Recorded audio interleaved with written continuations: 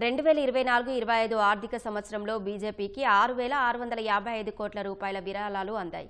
అంతకుముందు ఏడాదిలో అందిన 3,967 కోట్లతో పోలిస్తే ఈసారి బీజేపీకి విరాళాలు 68% పెరిగినట్లు ఎన్నికల సంఘానికి సమర్పించిన నివేదిక తెలిపింది. ఈ ఏడాదిలో లోక్సభ ఎన్నికలతో పాటు అరుణాచల్, సిక్కిం, ఏపీ, ఒడిశా, జమ్మూ కాశ్మీర్, హర్యానా, జార్ఖండ్, మహారాష్ట్ర, ఢిల్లీ అసెంబ్లీ ఎన్నికలు జరిగాయి. బీజేపీకి corporate దాతల్లో serum institute of India 100 కోట్లు, రుంగ్తా సన్స్ ప్రైవేట్ లిమిటెడ్ 95 కోట్లు, వేదాంత సంస్థ 67 కోట్లు అందించాయి.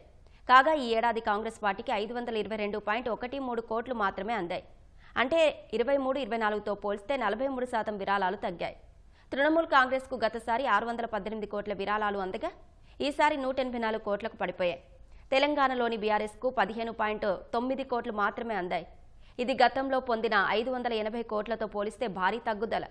తెలుగుదేశానికి విరాళాలు 274 కోట్ల నుంచి 85 కోట్లకు తగ్గాయి. అయితే ఫీజులు, చందాల ద్వారా 102 కోట్లను టీడీపీ సమకూర్చుకుంది.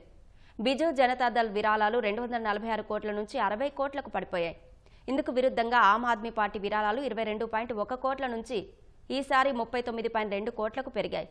2024లో ఎన్నికల బాండ్ల పథకాన్ని కొట్టివేసిన తర్వాత రాజకీయ పార్టీలు విరాళాలు సేకరించడం ఇదే తొలిసారి.